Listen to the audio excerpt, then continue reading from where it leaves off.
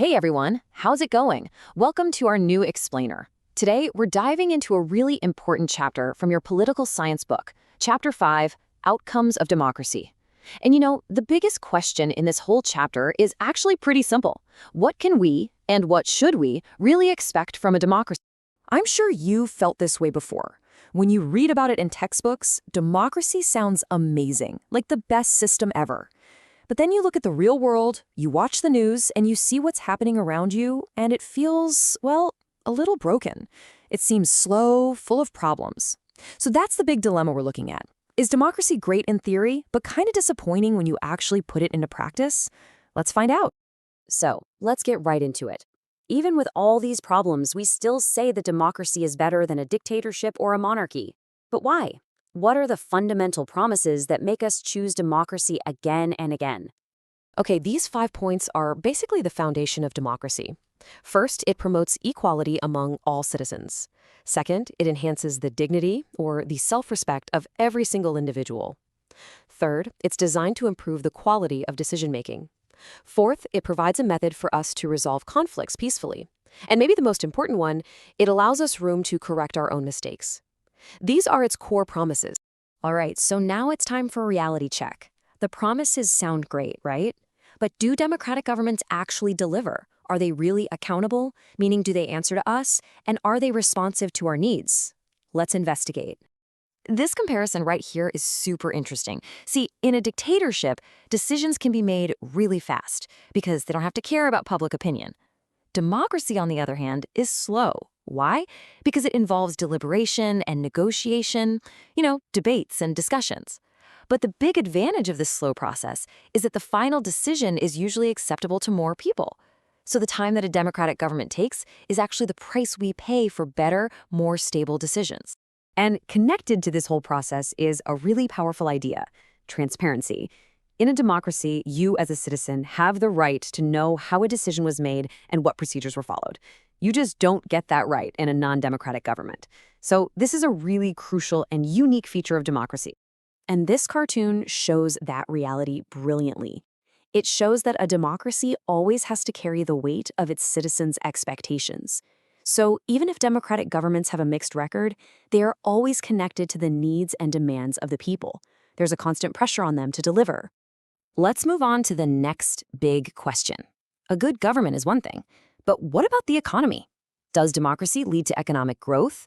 Does it bring development? I mean, that's a huge expectation we all have.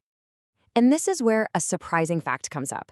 If we look at the data between 1950 and 2000, dictatorships actually showed a slightly higher rate of economic growth than democracies. That sounds a little weird, doesn't it?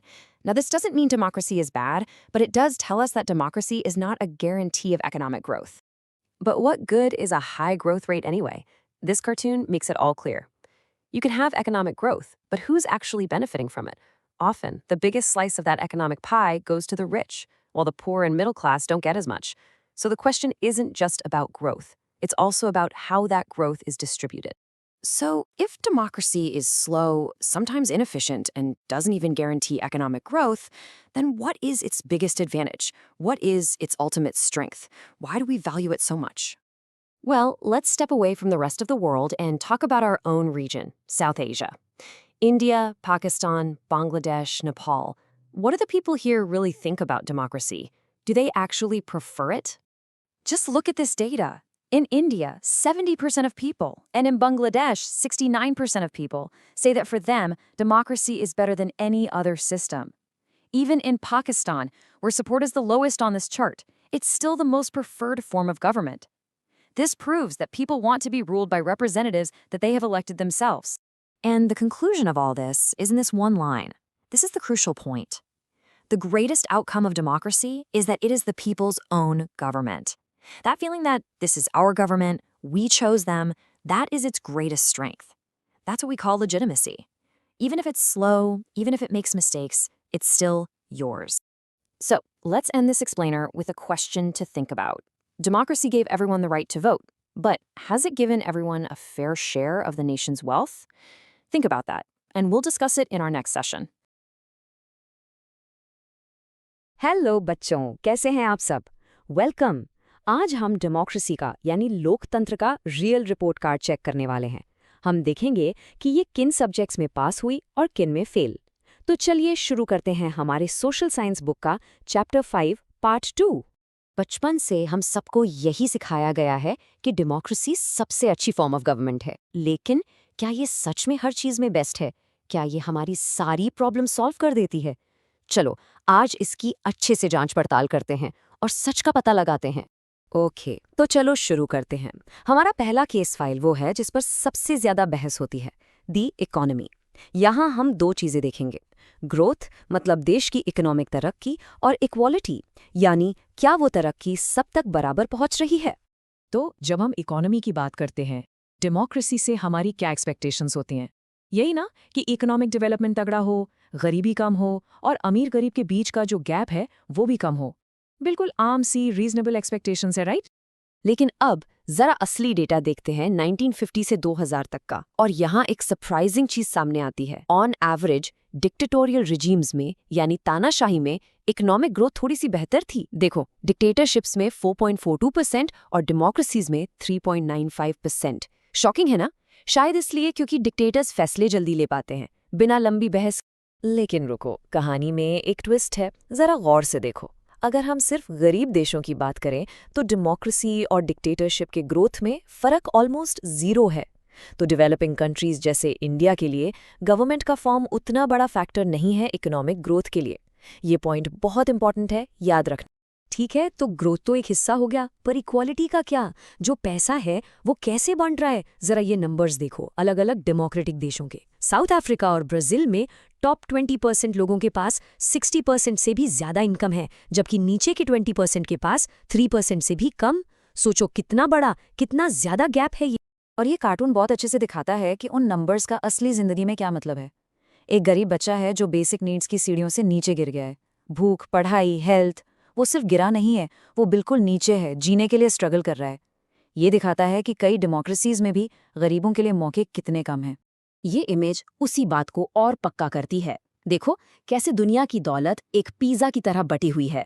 मुट्ठी भर अमीर लोगों को एक बहुत बड़ा slice मिलता है, और जो बाकी इतनी बड़ी आबादी है उन्हें बस एक छोटा सा टुकड़ा। तो साफ है, डेमोक्रेसी इकोनॉमिक इनइक्वालिटी को कम करने में उतनी सक्सेसफुल नहीं रही है। चलो अब इकोनॉमी वाला केस फाइल बंद करते हैं और एक नया खोलते हैं, सोशल हार्मनी। क्या डेमोक्रेसी लोगों को एक साथ लाती है? क्या इससे समाज में शांति और एकता आती है? आओ पता करते हैं। आइडियल सिचुएशन क्या है? हम क्या सोचते हैं? यही कि एक डेमोक्रेसी में हर तरह के लोग मिलजुल कर खुशी खुशी रहेंगे, कोई झगड़ा नहीं, कोई सोशल कॉन्फ्लिक्ट नहीं, बिल्कुल शांत पीसफुल लाइफ सबके लिए।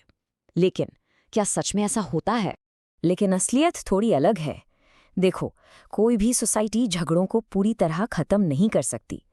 डेमोक्रेसी का असली सुपर पावर कॉन्फ्लिक्ट को खत्म करना नहीं, बल्कि उसे पीसफुली मैनेज करना है। ये अलग अलग ग्रुप्स को आपस में बातचीत करने का, नेगोशिएट करने का एक रास्ता देती है, और ये याद दिलाती है कि मेजॉरिटी को हमेशा माइनॉरिटी के साथ मिलकर काम करना पड़ेगा। इससे क्या होता है? टेंशन्स बढ़कर हिंसा या विस्फोटक रूप नहीं ले पाती। और ये दोनों तस्वीरें इस आइडिया को बिल्कुल अच्छे से समझाती हैं।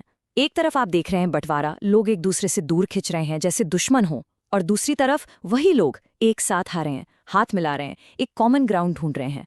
यही तो डेमोक्रेसी का कमाल है।